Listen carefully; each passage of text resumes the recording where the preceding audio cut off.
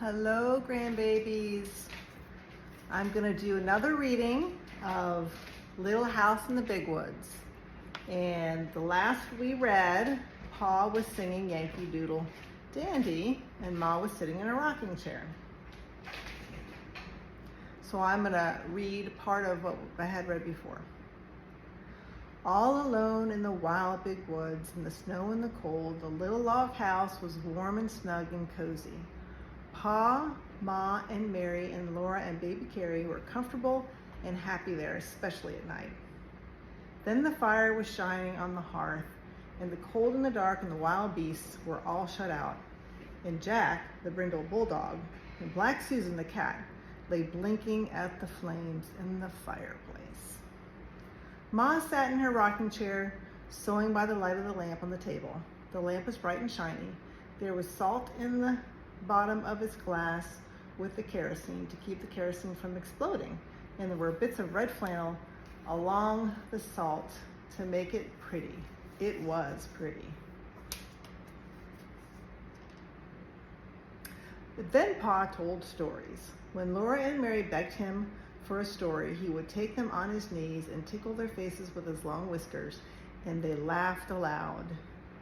His eyes were blue and merry. One night, Pa looked at Black Susan, stretching herself before the fire and running her claws out and in, and he said, "Did you know that a panther is a cat?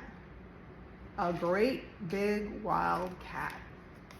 "No," said Laura. "Well, it is," said Pa.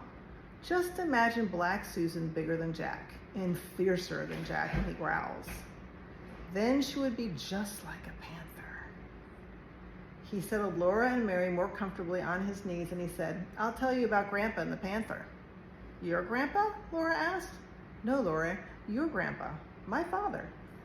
"Oh," Laura said, and she wiggled closer against Pa's arm.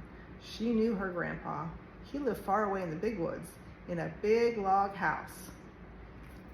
And here's the panther that he's going to tell a story about. So the panther looks like it's sitting on top of a branch. They like to do that. The wild cats in the mountains, they would disguise themselves and go up in branches and stalk their prey. The story of Grandpa and the panther. Your grandpa went to town one day and was late starting home. It was dark, and he came riding his horse through the big woods, so dark that he could hardly see the road. And when he heard a panther scream, he was frightened, for he had no gun. "How does a panther scream?" Laura asked. "Like a woman," said Pa. "Like this." Then he screamed so that Laura and Mary shivered with terror. Ma jumped in her chair and said, "Mercy, Charles." But Laura and Mary loved to be scared like that. The horse, with Grandpa on him, ran fast, for it was frightened too. But it could not get away from the panther. The panther followed through the dark woods. It was a hungry panther, and it came as fast as the horse could run. It screamed now on this side of the road, now on the other side, and it was always close behind. Grandpa leaned forward in the saddle and urged the horse to run faster. The horse was running as fast as it could possibly run, and still the panther screamed close behind.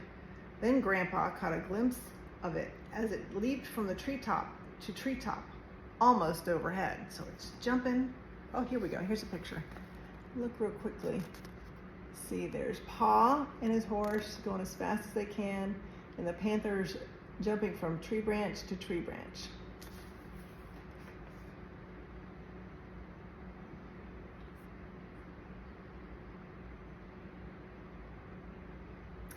It was a huge black panther, leaping through the air like Black Susan leaping on a mouse. It was many, many times bigger than Black Susan. It was so big that if it leaped on Grandpa, it would kill him with its enormous slashing claws and its long, sharp teeth. Grandpa on his horse was running away from it, just as a mouse runs from a cat. The panther did not scream anymore. Grandpa did not see it anymore. But he knew it was coming, leaping after him in the dark woods behind him. The horse ran with all its might. At last the horse ran up to Grandpa's house. Grandpa saw the panther springing, Grandpa jumped off the horse against the door. He burst through the door and slammed it behind him. The panther landed on the horse's back just where Grandpa had been. The horse screamed terribly and ran. He was running away into the big woods with the panther riding on his back, ripping his back with its claws. But Grandpa grabbed his gun from the wall and got to the window just in time to shoot the panther dead. Here you go. Give you another look. Grandpa said he would never again go into the big woods without his gun. When Pa told this story, Laura and Mary shivered and snuggled closer to him. They were safe and snug on his knee with his strong arms around them. They liked to be there before the warm fire with Black Susan purring on the hearth and the good dog Jack stretched out beside her. When they heard a wolf howl, Jack's head lifted and his hairs rose stiff along his back. But Laura and Mary listened to that lonely sound in the dark and in the cold of the big woods, and they were not afraid. They were cozy and comfortable in their little house made of logs, with the snow drifted around it and the wind crying because it could not get by the fire. The next chapter, chapter 3, is called The Long Rifle.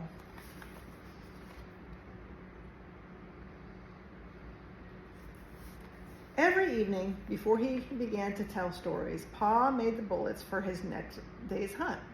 Laura and Mary helped him. They brought the big wood-handled spoon and the box full of bits of lead and the bullet mold. Then, while he squatted on the hearth and made the bullets, they sat one on each side of him and watched. First, he melted the bits of the lead in the big spoon held in the coals. When the lead was melted, lead melts very easily. When the lead was melted, he poured it carefully from the spoon into the little hole in the bullet mold. He waited a minute, then he opened the mold and out dropped a bright new bullet onto the hearth. The bullet was too hot to touch, but it shone so temptingly that sometimes Laura and Mary could not help but touch it. Then they burned their fingers. But they did not say anything because Pa would have told them never to touch a new bullet. If they burned their fingers, that was their own fault. They should have minded him. So they put their fingers in their mouths to cool them and watched Pa make more bullets. There would be a shining pile of them on the hearth before Pa stopped. He let them cool. Then, with his jackknife, he trimmed off the little lumps left on by the hole in the mold. He gathered up the tiny shavings of lead and saved them carefully to melt again the next time he made bullets. The finished bullets he put into his bullet pouch. This was a little bag which Ma had made beautifully of buckskin from a buck Pa had shot. After the bullets were made, Pa would take his gun down from the wall and clean it. Out in the snowy woods all day, it might have gathered a little dampness, and the inside of the barrel was sure to be dirty from the powder and the smoke.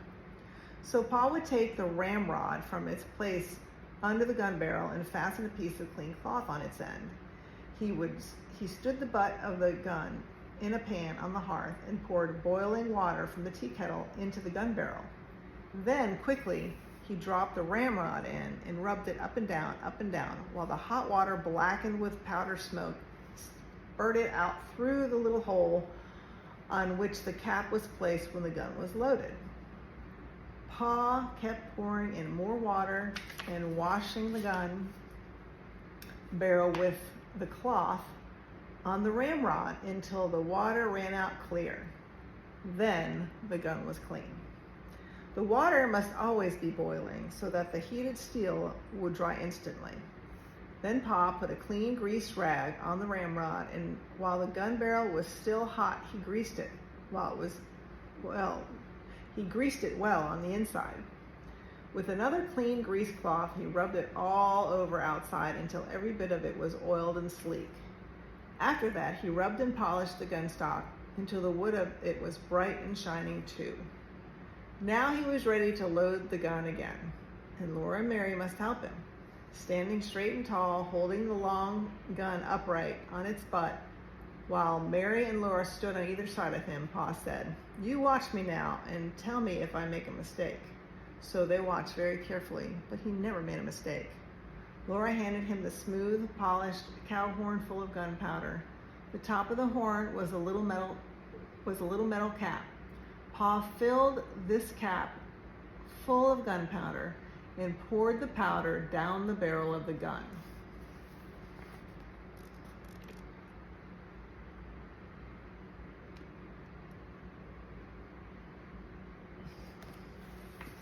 Then he shook the gun a little and tapped the barrel to be sure that all the powder was together in the bottom.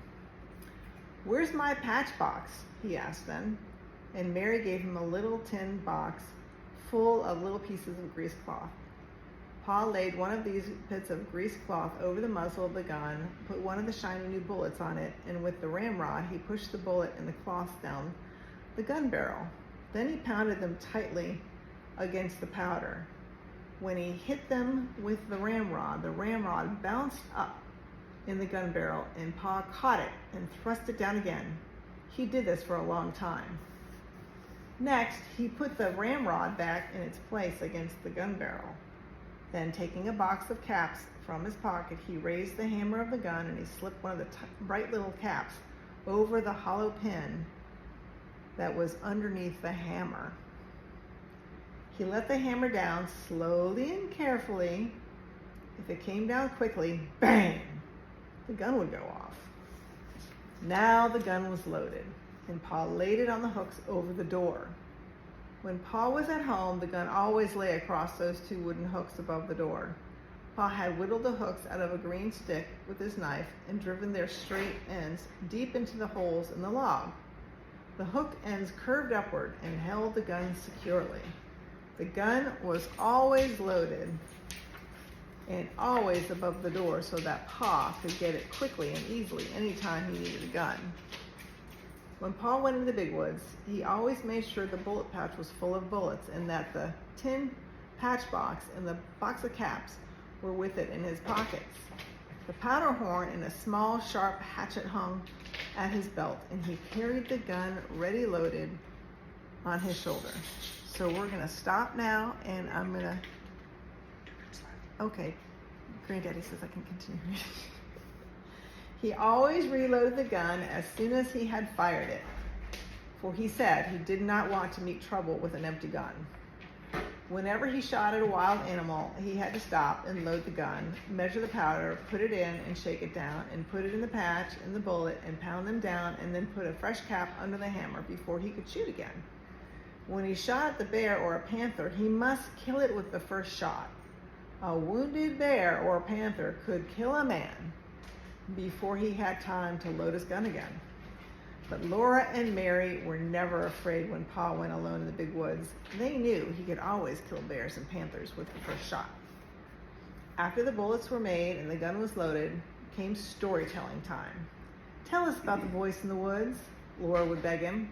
Pa crinkled up his eyes at her. "Oh no," he said, "you don't want to hear about the time I was a naughty little boy." "Oh yes, we do," Laura and Mary said. So Pa began. And we're going to stop and start again.